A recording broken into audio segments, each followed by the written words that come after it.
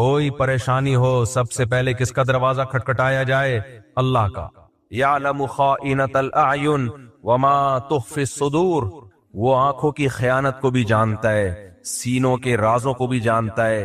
هو اعلم بکم اذ انتم اجنۃ فی بطون امہاتکم، جب تمہاری ماں تمہیں نہیں جانتی تھی، ماں کے پیٹ میں تھے تم، وہ اس وقت سے تمہیں جانتا ہے، تم سے محبت کرتا ہے ماں سے بھی 70 گنا زیادہ۔ علی کل شیء قدیر ہے، اس کی عظمت ہے، اس کا جلال ہے، لہذا جب بھی پکارا جائے گا، وہ پکار جو اسباب سے ہٹ کے ہے۔ اسباب کا مطلب کیا ہے؟ مجھے پیاس لگ رہی ہے، میں کہتا ہوں پانی چاہیے، آپ جائیں گے اٹھ کے کولر سے پانی نکالیں گے لے آئیں گے، یہ وہ مدد نہیں ہے، یہ تو ہر ایک سے مانگی جاتی ہے۔ ایک مدد وہ ہوتی ہے اس کے ارادے کا نام، جب وہ کسی چیز کا ارادہ کرتا ہے تو دو کام کرتا ہے، یا تو ویسے اسباب پیدا کر دیتا ہے یا بغیر سبب کے کام کر دیتا ہے۔ وہ بغیر سبب کے کام کرے، اس کو معجزہ اور کرامت کہتے ہیں۔ سمجھ میں آ رہی ہے بات؟ اس کو کیا کہتے ہیں؟ معجزہ اور کرامت، کوئی سبب نہیں ہے، کر دیا اس نے۔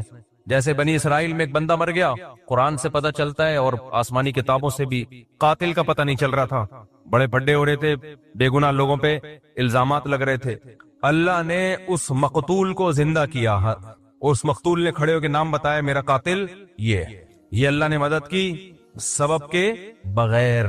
یہ ہوتا ہے یہ معجزہ، کرامت بزرگوں کی ہوتی ہے اور معجزہ پیغمبروں کا۔ فرق صرف اتنا ہے کہ کرامت پر ایمان ضروری نہیں ہے جب تک کہ وہ قطعی دلیل سے ثابت نہ ہو۔ اگر قطعی دلیل کے بغیر ہے تو اگر آپ کو بیان کرنے والے پر اعتماد ہے تو مان لیں، بیان کرنے والے کے بارے میں آپ کا خیال ہے پھینک رہا ہے لمبی لمبی، تو نہیں مانے۔ ان معجزے کا انکار نہیں کر سکتے آپ، لیکن قرآن میں کچھ کرامتیں ایسی ہیں کہ ہیں وہ کرامت لیکن ماننی پڑیں گی، کیونکہ بیان کون کر رہا ہے؟ قرآن بیان کر رہا ہے۔ اسی طرح بیان کرنے والا قابل اعتماد ہے، آپ کو پتا ہے یہ جھوٹ نہیں بولے گا، پھر بھی آپ انکار کر رہے ہو تو یہ کرامت کا انکار نہیں ہے، پھر خدا کی قدرت کا انکار ہے۔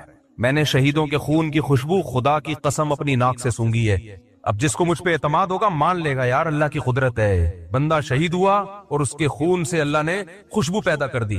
لیکن آپ کو اگر مجھ پہ اعتماد نہیں ہے، آپ کا خیال ہے یہ مولوی صاحب پھینکوں ہے تو نہ مانو آپ، لیکن آپ کا خیال ہے کہ مولوی صاحب پھینکوں نہیں ہے، کیوں پھینکوں گا بھائی؟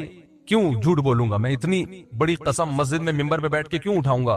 اس کے باوجود بھی اگر آپ انکار کر رہے ہو کہ نہیں جی شہید کے خون سے خوشبو آ ہی نہیں سکتی، تو پھر یہ ہمارا انکار نہیں ہے، پھر یہ خدا کی قدرت کا انکار ہے۔ یہ وہی لا مذہبیت ہے، الحاد ہے، جس کی بیس پہ لوگوں نے خدا کا انکار کیا ہے۔ کیونکہ آج بہت سے لوگ بابوں کی کرامتوں کا انکار کرتے کرتے لمٹ کراس کر چکے ہیں، کرامت کے وجود ہی کے منکر ہو گئے۔ یہ غلط ہے، کسی بھی چیز کے اعتدال سے اس پہ رد کیا جائے گا۔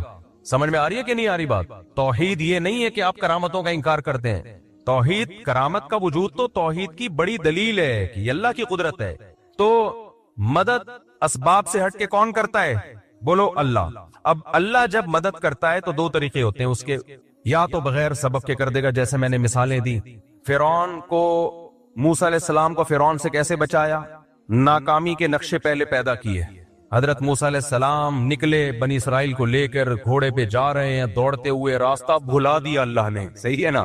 آگے پانی ہے، سمندر ہے، پیچھے فرعون، بنی اسرائیل نے کہا انا لمدرکون، مارے گئے، بس آگے پانی، پیچھے اتنا بڑا لشکر گئے۔ اب اسباب کی دنیا میں بچنے کا کوئی چانس تھا؟ ہے بھائی؟ امپاسبل۔ موسیٰ علیہ السلام کا اللہ پہ اعتماد، تو یہ جو اعتماد ہے یہ ہے وہ محبت جو کس کو دی جا رہی ہے؟ معبود کو۔ اگر وہاں کوئی سائنٹسٹ آ کے حضرت موسیٰ علیہ السلام کو کہتا کہ میں کوئی ابھی ایسا کروں گا، ایک توپ ایجاد کر لوں گا اور ان فرعونیوں پہ آپ بمبارمنٹ کرو گے، موسیٰ علیہ السلام مان لیتے اس کی بات؟ بولو نہیں۔ اس پہ توکل کرتے؟ نہ بھائی، اسباب کی دنیا میں ممکن نہیں ہے، ایسا نہیں ہو سکتا، اتنی جلدی کچھ بھی نہیں ہو سکتا۔ لیکن وہ معبود کس کو مانتے تھے؟ اللہ کو، صرف اللہ کو، صرف اللہ۔ عیسائی صرف اللہ نہیں کہتے، مسیح علیہ السلام کو بھی ساتھ میں ملا لیتے ہیں۔ نا صرف ایسے موقع پہ صرف کون؟ اللہ۔ کوئی پیغمبر، کوئی ولی، کوئی فرشتہ نہیں، کیونکہ اب اسباب سے ہٹ کے مدد کرنے کی بات ہو رہی ہے۔ اس کی قدرت کس کے ہاتھ میں ہے؟ اللہ کے ہاتھ میں۔ یہ محبت اور یہ تعلق اللہ کے علاوہ کسی اور کو دیا، آپ 100 دفعہ کہو کہ میں صرف ایک اللہ کو مانتا ہوں، اللہ کہے گا تم ایک اللہ کو نہیں مانتے، تم صرف زبان سے بولتے ہو، حقیقت میں تم نہیں مانتے، جھوٹ بولتے ہو تم۔ آپ کہہ رہے ہو مسیح سے بھی دعائیں مانگی جائیں، مریم سے بھی دعائیں مانگی جائیں علیہم السلام، اور پھر کہو ہم ایک خدا کو مانتے ہیں، تو آپ کے کہنے سے اللہ نہیں مان لے گا اس بات کو. اللہ کہے گا میں نہیں مانتا، میں اس کو مانوں گا کہ یہ ایک خدا کو مانتے ہیں جو مصیبتوں میں صرف کس سے مانگے گا؟ صرف اس اللہ سے مانگے گا. تو موسیٰ علیہ السلام نے اس موقع پہ کیا کہا؟ ان معی ربی، میرے ساتھ کون ہے؟ اللہ. کیا مطلب؟ وہ مدد کرنا چاہے گا تو کر دے گا. حضرت موسیٰ کے علم میں بھی نہیں تھا کہ کیسے کرے گا، کیونکہ اب تک تو حضرت موسیٰ نے لاٹھی کو سانپ بنتے ہوئے دیکھا تھا نا، تو یہ لاٹھی سانپ بن کے کتنے فرعونیوں کو کھا لیتی بھائی؟ کیا خیال ہے؟ پیچھے سے سینکڑوں ہزاروں کا لشکر آ رہا ہو اور آپ کے ہاتھ میں ایک اژدہا ہو، وہ اژدہا کچھ کر لے گا؟ کچھ بھی نہیں کر پائے گا. کتنوں کو کھائے گا وہ؟ بلکہ آنے والا سب سے پہلے اژدہا پہ وار کرے گا کہ پہلے اس کو قتل کرو. تو اللہ مدد کرتا ہے بعض دفعہ بغیر سبب کے، کہتا ہے چلو بھائی. اللہ نے پھر موسیٰ علیہ السلام کو وحی کی کہ یہ لاٹھی کو آپ پانی پہ ماریے. حضرت موسیٰ نے لاٹھی پانی پہ ماری اور فکان کل فرق کالطود العظیم، وہ جو پانی تھا دو پارٹ میں ڈیوائیڈ ہو کے پہاڑوں کی طرح کھڑا ہو گیا، سارا جمع ہو گیا ایک طرف. اس سے بھی پتا چلتا ہے کہ معجزہ ہو یا کرامت ہو، اس میں ولی یا پیغمبر کے ارادے کا دخل نہیں ہوتا. بہت سے لوگ کہتے ہیں جب موسیٰ علیہ السلام لاٹھی کو سانپ بنا سکتے ہیں، سمندر کے 2 ٹکڑے کر سکتے ہیں، تو ہمارے نبی مشکل کشا کیوں نہیں ہو سکتے؟ بھائی نہ موسیٰ علیہ السلام مشکل کشا، نہ سید الانبیاء مشکل کشا. مشکل کشا صرف ایک اللہ کی ذات ہے جس کے پاس اختیارات ہیں. حضرت موسیٰ کے پاس اگر سمندر کو توڑنے کا اختیار ہوتا تو خود سے کر لیتے نا یہ کام. وہ تو اللہ نے کہا کہ اے موسیٰ آپ لاٹھی کو پانی پہ ماریے. حضرت موسیٰ کو نہیں پتا کیا ہونے والا ہے، آپ کو جو حکم دیا جا رہا ہے آپ اس پہ عمل کریں. اب یہاں ایک سوال پیدا ہوتا ہے کہ لاٹھی کو پانی پہ مارنے کی کوئی سائنٹیفک لاجک ہے؟ کبھی دنیا میں ایسا ہوا کہ لاٹھی کو پانی پہ ماریں تو پانی ٹھہر جائے؟ ہل جاتا ہے اور زیادہ. تو سوال پیدا ہوتا ہے کہ اللہ ڈائریکٹ کیوں نہیں اللہ نے کر دیا؟ موسیٰ علیہ السلام نے اللہ سے کہا کہ اللہ ہماری مدد کر، اللہ نے کہا ٹھیک ہے، اور پانی کو روک دیا اللہ نے. کیا خیال ہے بھائی؟ روک دیتے اللہ تعالیٰ کلمہ کن کی طاقت سے، چلو بھائی نکل جاؤ. موسیٰ کو کیوں کہا جا رہا ہے علیہ السلام کو کہ لاٹھی مارے پانی پہ؟ کیوں؟ اللہ تعالیٰ کے کاموں میں نا ایک حکمت نہیں ہوتی، ایک کام میں 20 حکمتیں حاصل ہوتی ہیں. موسیٰ کلیم اللہ کی لاٹھی پانی پہ اس لیے مروائی جا رہی ہے کہ لوگوں کے دلوں میں موسیٰ کی فضیلت بھی بیٹھے کہ اللہ یہ کام خود بھی کر سکتا تھا لیکن اپنے کلیم کی لاٹھی سے یہ کام لے رہا ہے، یہ بتانے کے لیے کہ اس سے میرا جو تعلق ہے، وہ موسیٰ کلیم اللہ سے جو مجھے محبت ہے، وہ تم میں کسی اور سے وہ محبت نہیں ہے. اس کی لاٹھی سے میں سمندر کے 2 حصے میں ٹکڑے کروں گا. تو جیسے اللہ پیغمبر کی فضیلت کو بیان کرنے کے لیے کام خود کرتا ہے، لاٹھی اور ہاتھ پیغمبروں کا استعمال کرتا ہے، ایسے ہی بعض ولی اللہ ہوتے ہیں جن کی فضیلت کو بیان کرنے کے لیے کام اللہ کرتا ہے. ہاتھ کس کا استعمال ہوتا ہے؟ بزرگ کا، تاکہ لوگوں کو پتا چلے کہ سارے بابے 2 نمبر نہیں ہوتے، کچھ بابے 1 نمبر بھی ہوتے ہیں. بعض لوگوں نے بابوں کا انکار کرتے کرتے خود بابے بن گئے اور باقی سارے بابوں کی نفی کر دی. یہ غلو ہے. سمجھتے ہو؟ جب نہیں پڑھو گے رات کو تو کیسے سمجھو گے بات؟ دیکھو سلیمان علیہ السلام نے کہا کہ ایکم یاتینی بعرشھا قبل ان یاتونی مسلمین. اپنے دربار میں کہا ملکہ سبا اپنے کنٹری سے آ رہی ہے، اس کے آنے سے پہلے کون ہے جو اس کا تخت اٹھا کے لے آئے گا؟ ایک جننے کا میں لے آؤں گا، اتنی ٹائم لگے گا اس میں. ایسا نہیں ہوگا ڈھن گیا آ گیا، تھوڑا ٹائم لگتا ہے آنے میں اور جانے میں. ایک بزرگ تھے جن کے پاس انجیل کا زبور کا علم تھا. انہوں نے کہا انا آتیک بہ قبل ان یرتد الیک طرفک. اے پیغمبر، آپ کی پلک جھپکنے سے پہلے میں وہ تخت حاضر کروں گا. یہ کہا اور تخت حاضر. تو یہ کیا تھا؟ معجزہ تھا یا کرامت تھی؟ کرامت، کیونکہ غیر نبی کے ہاتھ پہ. اور ہر ولی کی کرامت پیغمبر کا معجزہ ہوتا ہے. پیغمبر کا معجزہ، کیونکہ وہ ولی کے ہاتھ پہ کرامت اسی لیے ظاہر ہوتی ہے کہ وہ اس پیغمبر پر ایمان لاتے ہیں. اگر ایمان نہ لاتے تو وہ کرامت ظاہر نہیں ہوتی. تو یہ پیغمبر کی فضیلت ہے. اب یہ لوگ کہتے ہیں سلیمان علیہ السلام کے ہاتھ پہ تو کرامت ظاہر ہوئی نہیں، بزرگ کے ہاتھ پہ ہو گئی. یا آج کل لوگ کہتے ہیں نا، ہم جب بزرگوں کی کرامتیں بیان کرتے ہیں، یہ کرامت یہ کریں، صحابہ کے ہاتھ پہ تو ہوئی نہیں، تم لوگ کے بزرگوں کے ہاتھ پہ ہو گئی. یہ ممکن ہے کہ ایک کی فضیلت زیادہ ہو، اس کے ہاتھ پہ کرامت ظاہر نہ ہو، اور ایک کی فضیلت کم ہو، اس کے ہاتھ پہ کرامت ظاہر ہو جائے. یہ ممکن ہے. سلیمان علیہ السلام کا مقام زیادہ تھا، وہ تخت نہیں لے کر آئے، بزرگ کا مقام کم تھا، انہوں نے سیکنڈوں میں تخت حاضر کر دیا۔ اب جو شرک ذہنیت والے لوگ ہیں وہ کہیں گے دیکھو اللہ نے بزرگوں کو بھی اختیارات دے رکھے، سیکنڈ میں تخت یہاں سے وہاں اٹھا کے لے آئے، اسی لیے ہم داتا دربار پہ جاتے ہیں کہ وہ سیکنڈوں میں حمل ٹھہروا دیں۔ میاں بیوی میں حمل نہیں ٹھہر رہا، دوائیں کھا کھا کے پاگل ہو گئے، تو وہاں جائیں گے تو حمل ٹھہر جائے گا، صحیح ہے نا؟ ایک دفعہ جائیں گے حمل ٹھہر جائے گا، ان کو پاس یہ اختیارات ہیں۔ ہم جائیں گے تو ہمارے آنے والی مصیبتوں کو وہ دور کر دیں گے۔ جب ان کو کہا جاتا ہے یہ تو شرک ہے تو کہتے ہیں پھر سلیمان علیہ السلام کے دور کے بزرگ نے یہ جب کیا شرک، وہ بھی تو شرک تھا۔ تو جواب کیا ہے بھائی؟ وہ بزرگ نے نہیں کیا، وہ کس نے کیا ہے؟ اللہ نے کیا ہے، وہ اللہ نے کیا ہے۔ اللہ نے اس بزرگ کے دل میں الہام کر دیا تھا میں یہ کام کرنے والا ہوں اور اس کے لیے میں نے آپ کی سلیکشن کی ہے، قبول ہے؟ انہوں نے کہا ہاں ہو گیا۔ اگر ان بزرگ کے پاس یہ اختیارات ہوتے تو وہ تو تخت ہی دائیں بائیں کرتے رہتے بیٹھ کے۔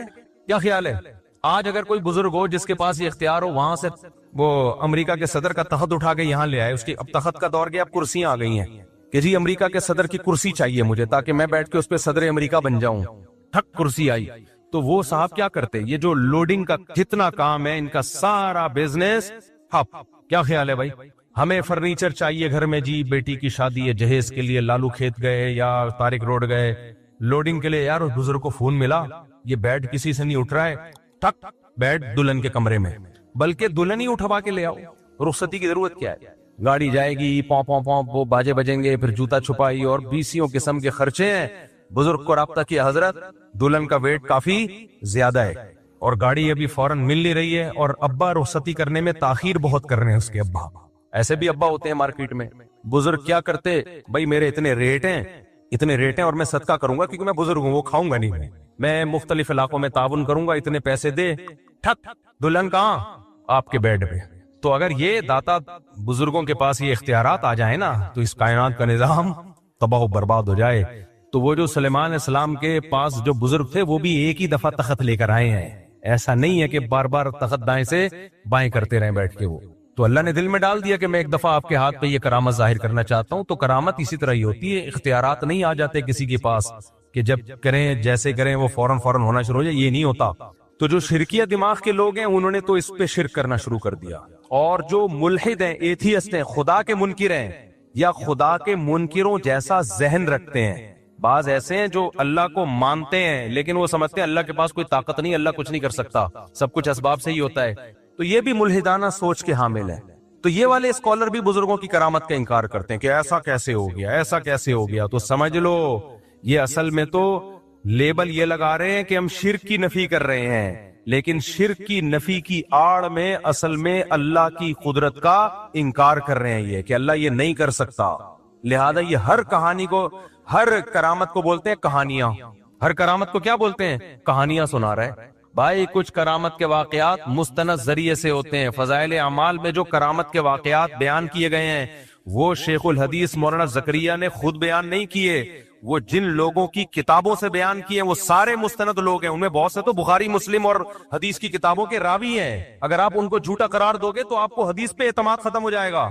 تبھی یہ جتنے لوگ ہیں نا جو فضائل اعمال کی کرامتوں پہ اعتراض کرتے ہیں، یہ مولانا زکریا کو تو بولتے ہیں کہ انہوں نے کہانیاں سنائی ہیں۔ جس کتاب سے مولانا زکریا نے وہ کرامت کا واقعہ لیا ہوتا ہے اس کتاب کے مصنف کو کبھی نہیں کہتے کہ یہ جھوٹا ہے۔ نہیں آ رہی میرا خیال ہے بات؟ تبھی فضائل اعمال، فضائل صدقات کی کرامتوں کے واقعات پہ کوئی بھی اعتراض کرے نا تو فوراً بولو کہ ٹھیک ہے تو اپنی بات پہ قائم رہنا، جس کتاب سے انہوں نے کرامت لی ہے اصل میں تو اس کتاب کا مؤلف جھوٹا ہے نا، تو بول کہ اس کتاب کا مؤلف جھوٹا ہے۔ پھر جب وہ بولے تو پھر آپ بتاؤ کہ اس کتاب کا مؤلف کیا تھا، اس کی حیثیت محدثین کی نظر میں کیا تھی۔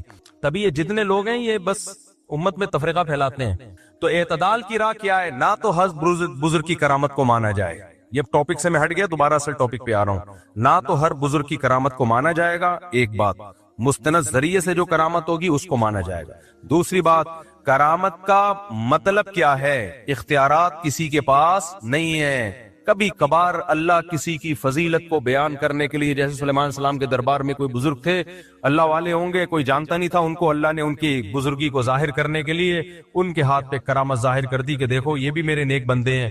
تو کبھی اللہ ایسا کر دیتا ہے، لیکن اس کا یہ مطلب نہیں ہے کہ اب ہم اس کو پکارنا شروع کر دیں۔ اختیارات کس کے ہاتھ میں ہیں؟ اللہ کے ہاتھ میں۔ اختیارات اللہ کے ہاتھ میں تھے، پھر اس نے موسیٰ کی لاٹھی سے، موسیٰ علیہ السلام کی لاٹھی سے سمندر کے 2 ٹکڑے کر دیے۔ کیے کس نے؟ اللہ نے۔ تو سمندر کے 2 ٹکڑے کروانے ہو تو کس کو پکارا جائے گا؟ اللہ کو۔ پھر اللہ کی مرضی بھائی۔ تو اللہ 2 طرح سے مدد کرتا ہے، ایک اسباب سے ہٹ کے، جیسے موسیٰ علیہ السلام کی مدد کی، کوئی سبب نہیں ہے، سمندر کو 2 ٹکڑے میں ڈیوائیڈ کر دیا، چلو بھائی چلو یہاں سے جاؤ۔ جب فرعون آیا دوبارہ ملا دیا اللہ نے۔ اس طرح سے بھی اللہ مدد کرتا ہے۔ اور ایک یہ کبھی کبھار ہوتا ہے، یہ اللہ کی عادت بولو نہیں ہے۔ عادت اللہ کی اسباب پیدا کرے گا۔ اللہ کی عادت کیا ہے؟ مثال کے طور پر آپ کمارے چھڑے چھاٹ اللہ سے دعا مانگ رہے، میں بھی صاحب اولاد بن جاؤں، تو ایسا نہیں ہوگا آپ کو حمل ٹھہر جائے اور بچہ پیدا ہو جائے، نا نا۔ یا کوئی لڑکی دعا مانگ رہی ہے، اللہ بغیر شوہر کے اولاد دے دے، اولاد دے دے۔ کوئی آ کے مولوی صاحب کہیں گے تیرا دماغ خراب ہے، شوہر کے بغیر اولاد نہیں ملتی، وہ کہ معاذ اللہ نقل کفر کہ حضرت مریم کو بھی تو بغیر شوہر کے مل گئی تھی۔ بھائی وہ ونس اپون اے ٹائم، کبھی اللہ ایسا کرتا ہے کہ اسباب کے بغیر مدد کر لیتا، ونس اپون اے ٹائم، ورنہ ایسا نہیں ہوتا۔ معجزے کرامات بہت کم ہوتے ہیں اور ان پر شرعی حکم کا مدار نہیں ہوتا، خوب سمجھ لو۔ شریعت جو ہمیں فیصلے کرنے کا حکم دیتی ہے وہ معجزوں اور کرامتوں کو دیکھ کے نہیں، بلکہ گراؤنڈ ریئلٹی کو سامنے رکھ کے فیصلے کرنے کا حکم دیتی ہے۔ معجزے کرامت صرف اللہ اپنی قدرت بیان کرنے کے لیے کہ میں یہ بھی کر سکتا ہوں، اس کے زیادہ اس کی حیثیت نہیں ہے۔ مثال کے طور پر آپ فرار ہوئے، کسی ملک میں جنگ چھڑ گئی، آپ بھی مظلومن فرار ہوئے وہاں سے، اور آپ نے وہ والا راستہ اختیار کیا جہاں سمندر ہے۔ اب کوئی کہہ رہا ہے وہاں سمندر ہے، پاگل کہاں جائے گا، آگے نہیں، ادھر سے انڈا موڑ سے لیفٹ سائڈ پہ مڑ جا، ادھر سے ہوتا ہوا گلشن اقبال سے ہوتا ہوا ٹھٹھا کی طرف نکل جا۔ وہ کہہ رہے نہیں، میں کہاں جاؤں گا؟ سینڈ سپٹ اور ہاکس بے کی طرف جاؤں گا۔ کسی نے کہا وہاں آگے راستہ بند ہو رہا ہے۔ کہے گا تجھے اللہ کی قدرت پہ یقین نہیں ہے؟ موسیٰ علیہ السلام بھی تو اسی ٹریک پہ چلے تھے، آگے راستہ بند تھا، اس خدا نے اپنی قدرت دکھائی اور سمندر کو 2 حصوں میں تقسیم کر دیا۔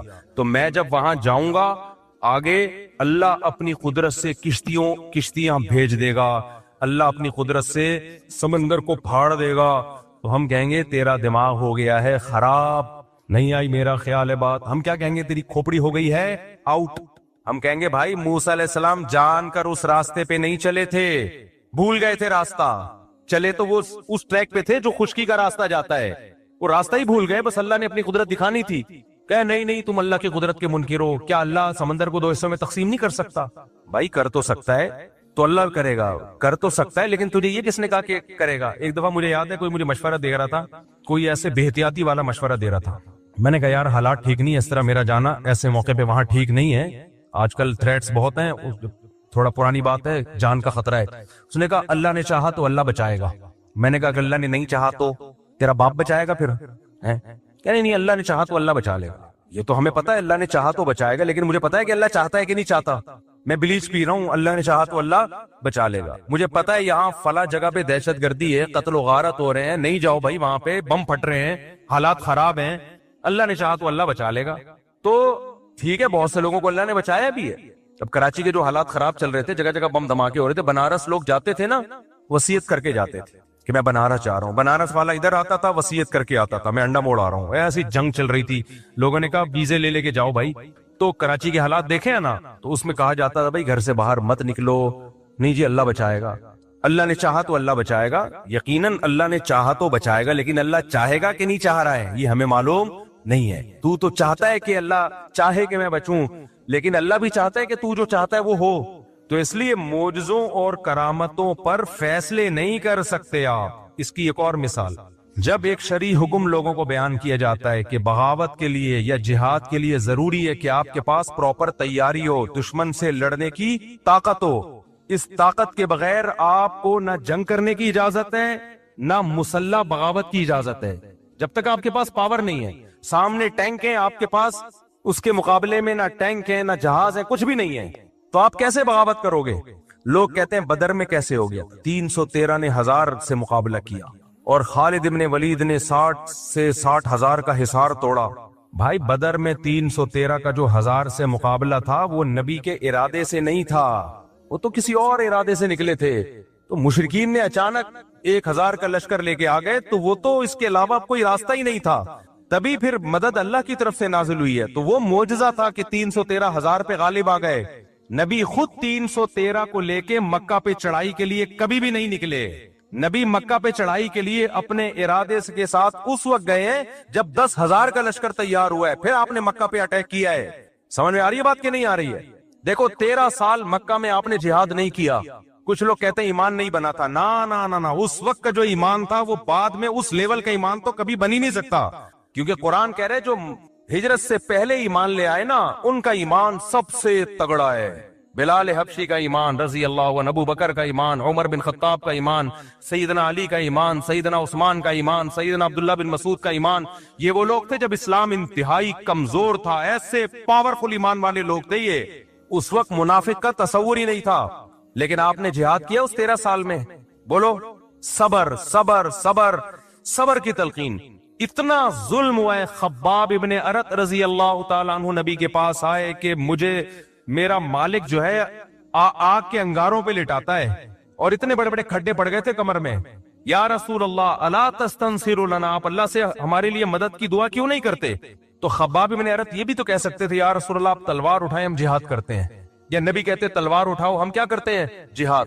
نہیں کیا. آپ نے فرمایا صبر کرو، ایک دن آنے والا ہے کہ ایک عورت زیور سے آراستہ ہو کے صنعاء تک چلے گی، اتنا لمبا راستہ طے کرے گی، کوئی اسے خوف نہیں ہوگا. ایسا امن دنیا میں قائم ہونے والا ہے. لیکن تستعجلون، تم جلدی کر رہے ہو. تو کیوں تلوار نہیں اٹھائی؟ اس لیے کہ بہت تھوڑے تھے اور کافر بہت زیادہ پاور میں تھے. گراؤنڈ ریئلٹی اور اسباب کو سب سے زیادہ فوکس اسلام کرتا ہے. تبھی تو مسلمان دنیا میں مار کھا رہے ہیں، بیٹھے ہوئے پھینک رہے ہوں گے، بس باتیں کر رہے ہوں گے. کسی بھی چیز کا کوئی سبب اختیار نہیں کرتے، نہ صحت کا سبب، بے موقع توکل. تو نبی نے مکہ میں 13 سال صبر کیا ہے کیونکہ طاقت بولو نہیں تھی. اتنے سے لوگ نہیں لڑ سکتے بھائی، اتنوں سے. حضرت بلال کے سینے پہ پتھر رکھے جا رہے ہیں، وہ پتھر نہیں ہٹا سکتے. اور ایسی قوم کو حکم دیا جائے کہ تم ان کے خلاف کیا کرو، لڑائی شروع کر دو. وہاں اتنا کر سکتے تھے کہ جان بچا کے مکہ سے نکل جائیں. جان بچا کے کیا کریں؟ یہ نکلنا بڑا مشکل تھا، مکہ والے نکلنے نہیں دے رہے تھے. اس کے لیے آپ صلی اللہ علیہ وسلم نے پلاننگ کی ہے. جب مشرکین نے آپ کے قتل کا فیصلہ کیا تو اللہ نے وحی کی کہ اب آپ مکہ سے نکل جائیں کیونکہ یہ آپ کو قتل کرنا چاہتے ہیں. تو اس کے لیے بھی پلاننگ کی ہے کہ مکہ اور مدینہ کا جو راستہ تھا وہ استعمال نہیں کیا گیا کیونکہ مشرکین کو پتا تھا اسی ٹریک پہ چلے ہوں گے. نہ اپوزٹ والا راستہ جو مدینہ سے دور کر دیتا ہے اس راستے پہ آپ چلنا شروع ہوئے. تو آپ تو معجزہ اور کرامت آپ کے ہاتھ پہ تو معجزے ظاہر ہوتے تھے. آپ کہتے بھائی چلو نکلو یار. بچانے والا کون ہے؟ اللہ ہے بھائی. جس اللہ نے موسیٰ کو بچا لیا سمندر کے 2 ٹکڑے کر کے، وہ مجھے کیوں نہیں بچائے گا؟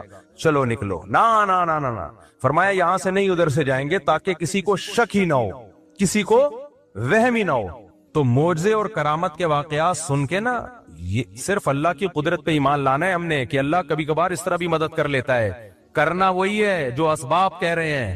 کتنے شوگر کے مریضوں کو دیکھا ہے رسگلے کھا رہے ہوتے ہیں، کہتے ہیں موت تو ایک دن لکھی ہوئی ہے اور اللہ ہے بچانے والا.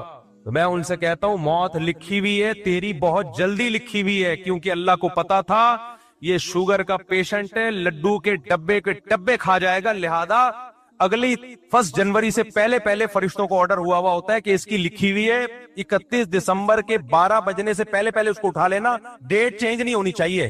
لکھا ہوا تو ہوتا ہے لیکن وہ لکھا ہوا ہماری حرکتوں کے حساب سے ہی ہوتا ہے.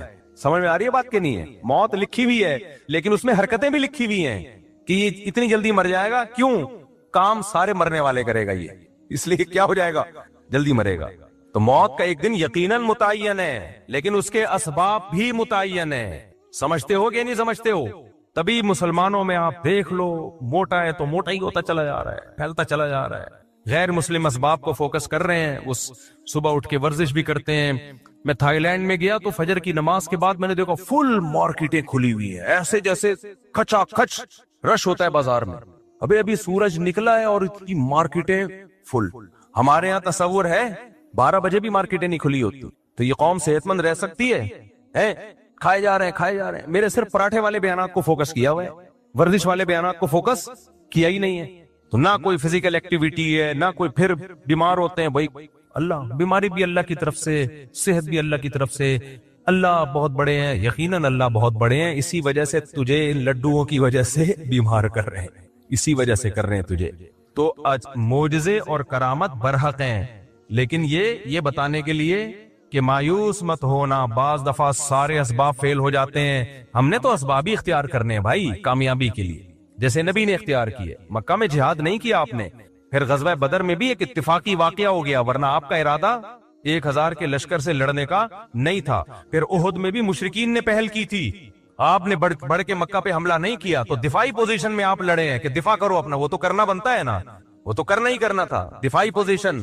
پھر غزوہ خندق میں چاروں طرف سے قبائل نے مل کے حملہ کا ارادہ کیا، تو بھی آپ نے دفاع پہ اکتفا کیا، بڑھ چڑھ کے ان پہ حملے نہیں کیے، بھائی دفاع کرو کسی طریقے سے، اس میں مشورے لیے۔ مشورے کیسے لیے؟ صحابہ کرام نے یہ جنگ پہلے کبھی دیکھی نہیں تھی کہ چاروں طرف سے مل کے کوئی حملہ کر لے، تو آپ نے سلمان فارسی کو بلایا کہ فارس میں تم نے کبھی ایسی جنگ دیکھی ہے؟ انہوں نے کہا ہاں ہم نے دیکھی ہے۔ کیا کرتے ہو؟ خندقیں کھودتے ہیں ہم تاکہ دشمن اندر نہ آئے۔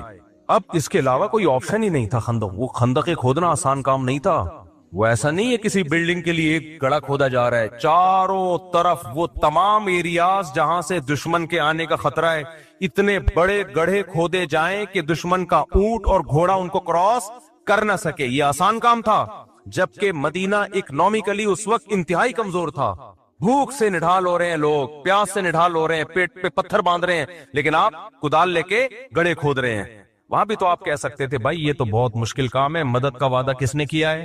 بولو، اللہ نے کیا ہے، مدد کا وعدہ اللہ نے کیا، تو اتنی ٹینشن نہیں بھائی، بس تھوڑا بہت مشورہ میں نے لے لیا حضرت ابو بکر سے، حضرت عمر سے۔ باقی فارس کے لوگ کیا کرتے ہیں ایسے موقع پہ؟ وہ تو ہے کافر، ہم لوگ ہوتے ہیں بولتے کافر کا بچہ ہے، اس کی ٹیکنالوجی کو کاپی کر رہے ہو، کافر کے بچے وہ، ہم ایسے کہتے ہیں نا، وہ کافر کا بچہ ہمیں بتائے گا کہ ہم نے کیسے جنگ لڑنی ہے۔ تو حضرت سلمان فارسی مومن تھے، لیکن جو اسٹریٹجی تھی وہ کس کی لے کر آ رہے تھے؟ فارسیوں کی، جو اس وقت آگ کی پوجا کرتے تھے۔ تو نبی نے وہ اس کو قبول کیا کہ بہترین سجیشن ہے۔ جب اپنا پورا کام کمپلیٹ کیا تو پھر معجزے ظاہر ہونا شروع ہوئے، پھر معجزے ہوئے ہیں کہ ایک سرید کا پیالہ وہ 20 لوگوں کے لیے کافی ہو گیا، ایک دودھ کا پیالہ، ایک پیالہ ہے اور سارے صحابہ اس کو پی رہے ہیں، وہ پیالہ ختم نہیں ہو رہا، کیونکہ جو آپ کا کام تھا آپ نے کر لیا۔ اب اللہ اسباب کو فیل کر کے وہ کام جو ہمارے بس میں نہیں ہے وہ کون کرے گا؟ اللہ کرے گا۔ تبھی لڑنا فوجوں کا کام ہے جن کے پاس پراپر ٹریننگ ہوتی ہے۔ ہمارے یہاں ہر بندہ اٹھ کے خلافت کی تحریکیں چلانا شروع کر دیتا ہے کہ کب تک ان حکمرانوں کا ظلم سہوگے، جہاد کرو ان کے خلاف۔ میرا بھی ایک کلپ چل رہا ہے جس میں میں کہہ رہا ہوں کہ اگر پاکستان میں حالات خراب ہوئے نا، ہمیں دنیا میں کوئی پناہ نہیں دے گا، ہم نے تو بہت لوگوں کو پناہ دی ہے، ہمیں کوئی نہیں دے گا، اس لیے حکمرانوں کو برا بلا کہنا چھوڑ دو۔ اور آگے میں نے وضاحت کیا برا بلا کہنے کا مطلب مسلح بغاوت، جائز تنقید کرو، یہ میں نے کہا ہے، لیکن میرا کلپ لوگ ادھورا چلا رہے ہیں۔ لو مفتی صاحب کہہ رہے ہیں حکمرانوں کو برا بلا بھی نہیں کہہ سکتے، جو مرضی کرتے رہیں، یہ میں نے نہیں کہا۔ جائز تنقید 100 دفعہ کرو، دھرنے بھی دو، کنٹینر لا کے رکھو، اپنے مطالبات پورے کرواؤ، اگر نہیں کروانے ہوتے میں عدالتی خلا کے خلاف اتنا کیوں چیختا؟ میرا مقصد ہے مسلح تحریک کی طرف مت جاؤ، بم دھماکے، مار دھاڑ، یہ کام کیا تو ملک میں لاشیں بچھیں گی، رزلٹ کچھ بھی نہیں نکلے گا، غزہ سے زیادہ حالات خراب ہو جائیں گے ہمارے ملک کے، کیونکہ یہ جو بیٹھ کے باتیں کر رہے ہیں نا اسلامی خلافت کی، ان کے پاس باتوں کے سوا کچھ بھی نہیں ہے۔ خلافت کا لفظ انہوں نے بدنام کر دیا ہے، ہر 4 دن میں کوئی اٹھتا ہے کہ پاکستان میں خلافت کا نظام لے کے آؤں، تیرے پاس کون سا میکینزم ہے، تیرے پاس کیا اسٹریٹجی ہے، پہلے کیا کرے گا، اس کے بعد کیا کرے گا، پھر لڑے گا کیسے؟ کیونکہ اس لیے تو آپ کو فوج سے لڑنا پڑے گا، اسلام آباد پہ قبضہ کرنا پڑے گا، کیا کیسے کرے گا؟ کوئی جواب نہیں ہے۔ یونیورسٹیوں کے لڑکوں کو اور طلبہ کو ایک اندھیری گلی میں بند کر دیا، پھر ہوتا کیا ہے، ایجنسی والے ان کو اٹھاتے ہیں، پھر یہ مسنگ پرسن بنتے ہیں، اور یہ جتنے لیڈر خلافت کے نام پہ یہ دندراتے گھوم رہے ہوتے ہیں، ان کو کچھ بھی نہیں ہوتا۔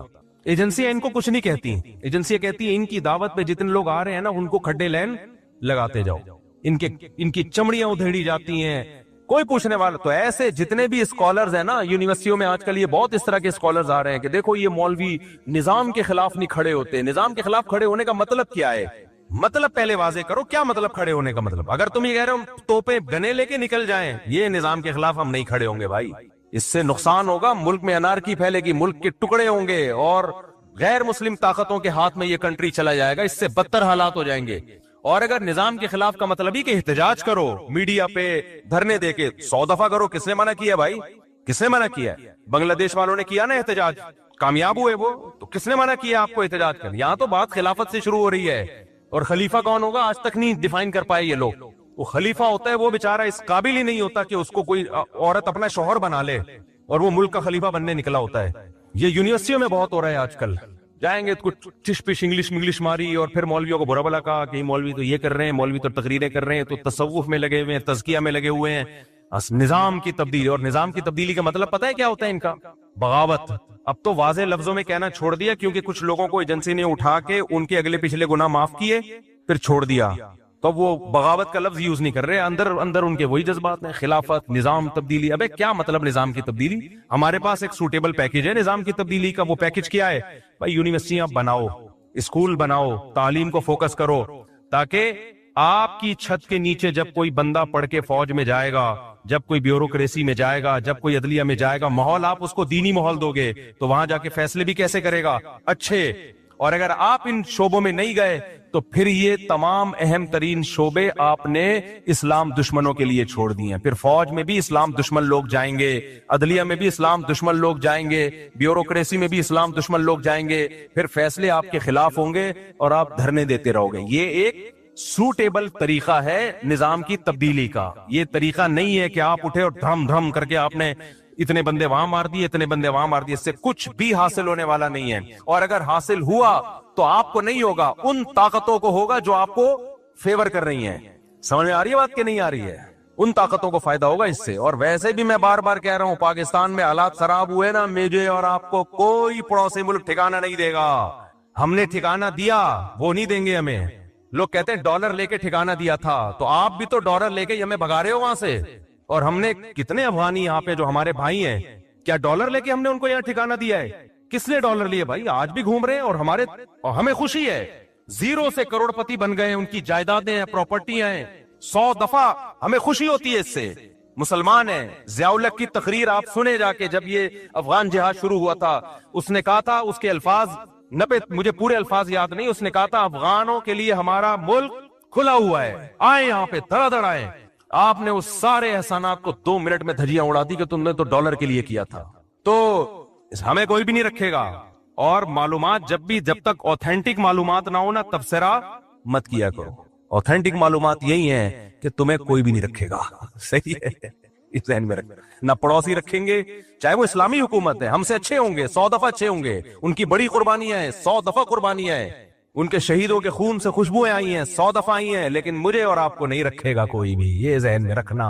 और सिर्फ नहीं, ये नहीं कि रखेंगे नहीं, लित्तर मार के बाहर निकालेंगे, लित्तर मार के। बोलेंगे दफा हो यहां से, इज्जत से भी नहीं निकालेंगे, लित्तर मार मार के निकालेंगे। वैसे ही मुलाकात के सिलसिले में चले गए तो ठीक है, रहने के लिए गए, लित्तर मार के निकालेंगे, लित्तर मार के। यकीन नहीं आता, जाओ, चले जाओ। समझते हो? बाकी उनकी कुर्बानियों का कोई इंकार नहीं है, जो इस्लाम नाफिज किया उसका कोई इंकार नहीं है, 100 दफा। और सब हमारे भाई हैं भाई, किसी से नफरत फैलाना मकसद नहीं है। जितने पड़ोसी मुल्क हैं, हम उनसे हम तो इंडिया से दोस्ती के कायल हैं, जो खालिसतन काफिर मुल्क है। बस सिर्फ इतनी नॉलेज देना मकसद है कि तुम्हें कोई रखेगा नहीं, समझ रहे हो? और सिर्फ निकालेंगे नहीं, लित्तर मार के निकालेंगे। इस पे लोग एतराज कर रहे हैं मेरे बयानात पे। मैं तो जो ग्राउंड रियलिटी वो बयान कर रहा हूँ, बाकी तो हम तो दोस्ती के कायल हैं भाई।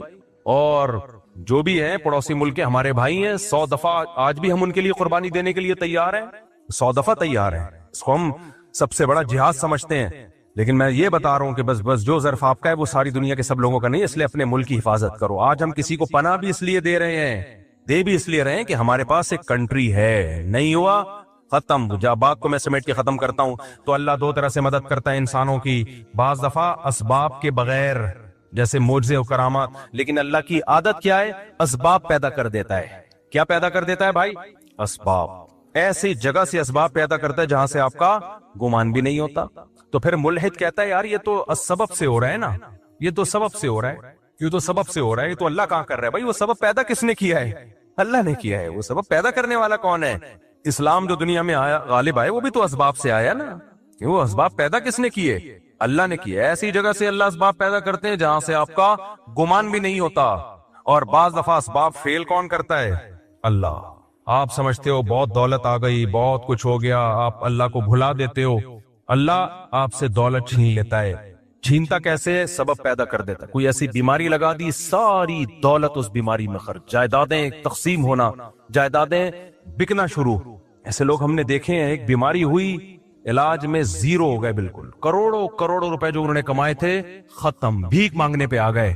हजरत हकीम अख्तर साहब रहमहुल्लाह ताला एक वाकया बयान किया करते थे, अभी भी उनका बयान इंटरनेट पे पड़ा हुआ है कि गुलशन इकबाल में एक सेठ साहब रहा करते थे, हर वक्त मौलवियों की बुराई, मौलवी ऐसे मौलवी ऐसे। कुछ लोगों को पता नहीं, कोई अल्लाह वाफर में कोई बचपन में कुछ उल्टे सीधे वाकयात शायद हो जाते हैं उनके साथ किसी 2 नंबर मौलवी के, तो हर मौलवी को बुरा समझते हैं। भाई हर मौलवी बुरा नहीं होता यार, तो उनको ठरक हो जाती है, कोई मौलवी ऐसे मौलवी ऐसे मौलवी ऐसे। एक साहब मुझे मिले, मिलता ही मौलवी ऐसे मौलवी ऐसे मौलवी ऐसे मौलवी 2 नंबर। मैंने कहा क्या हो गया भाई?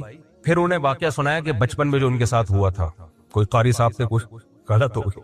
तो मैंने कहा यार एक ने गलत कर लिया आपके साथ, जो 100% उस कारी को छितर लगाओ साले को, लेकिन ये थोड़ी कि सारे कारी ऐसे यार, वो सारे मौलवी ऐसे। एक वंस अपॉन अ टाइम आपके साथ हो गया और आपको भी तो चाहिए था ना कि थोड़ा सा इतना, उसकी तो 100% गलती है, लेकिन आपने जो अंधा एतमाद किया, वो कह रहे मैं तो बुजुर्ग समझ के गया था उसके पास। तो बुजुर्ग भी बात बड़े डेंजरस किस्म के होते हैं, 2 किस्में तो बुजुर्गों की है ना, 2 नंबर और 1 नंबर। तो बाज दफा ऐसा हो जाता है जिसकी वजह से फिर आदमी कहता है। तो वो हकीम अख्तर साहब ने फरमाया कि वो हर वक्त मौलवी ऐसे, आलिम ऐसे, बुजुर्ग ऐसे, ना नमाज ना रोजा ना ज़कात। उसको मैदे का कैंसर हो गया। कैंसर जब हुआ है तो हालत खराब, डॉक्टर ने कह दिया इतने दिन के मेहमान हो। अब दुबला होना शुरू हो गया, हड्डियां वड्डियां जो बेचारे कैंसर हो गए। तो उसको अल्लाह ने तौबा की तौफीक दे दी। उसको अंदाजा हो गया जो मेरी जो दबदबाहट और रोब और सारे डॉक्टर, आज साइंस अपनी तरक्की की इंतहा को पहुंची हुई है, 1 करोड़पति आदमी को जिंदगी नहीं दे सकती। जवान भी था, उसको अंदाजा हो गया भाई ये सब मादी असबाब की 2 टके की हैसियत नहीं है, मौत अपनी आंखों से नजर आ रही। हकीम अख्तर साहब ने फरमाया कि उसने सारे उलमा को बुलाया, सबसे माफिया मांगी, भाई मुझसे गलती हुई है, तौबा की और दुनिया से चला गया। ये पुराने जमाने के मुल्हिद थे, जब लित्तर पढ़ते थे तो अल्लाह याद आ जाता था। आज के मुल्हिद इतना ढीठ है ना, सुबह शाम अजाब अपनी आंखों से देखे, पिसे अबू जहल की तरह। क्या अब्दुल्ला बिन मसूद उसकी सीने पे बैठे हुए हैं गर्दन काटने के लिए? उसको मान लेना चाहिए था ना, इस्लाम गालिब आ गया। देखो 313 को अल्लाह ने 1000 पे गालिब किया, लेकिन वो क्या कहता है, नीचे से गर्दन काटना, मरने के बाद पता चले किसी सरदार की गर्दन है। समझ रहे हैं? मरने के बाद पता चले। आज के मुल्हिद ऐसे हैं, अबू जहल जैसे। तो इसलिए मेरे भाई, जो मोहब्बत अल्लाह को देनी है, वो मोहब्बत क्या है? पुकारना सिर्फ उसको है। तो क्रिश्चियनिटी से भाई जो हमारा मजाक उड़ा है, हम हर मसीही को नहीं छेड़ते, जो इस्लाम का मजाक उड़ा रहा है ना, मुसलमान टॉलरेंस नहीं है, बर्दाश्त नहीं है, ये नहीं है, वो नहीं है। भाई मुसलमान का जुर्म तुम्हारे जुर्मों से हल्का है। तुमने एक जुर्म ऐसा किया है ना, शिर्क का, वो एक तराजू के पलड़े में जब ला के रखा जाएगा तो अल्लाह कहेगा मुसलमान जैसा भी है मानता सिर्फ मुझे था, और तुम जितने भी अच्छे हो मेरे साथ ईसा इब्न मरियम को तुमने शरीक कर लिया, तुम्हारा एक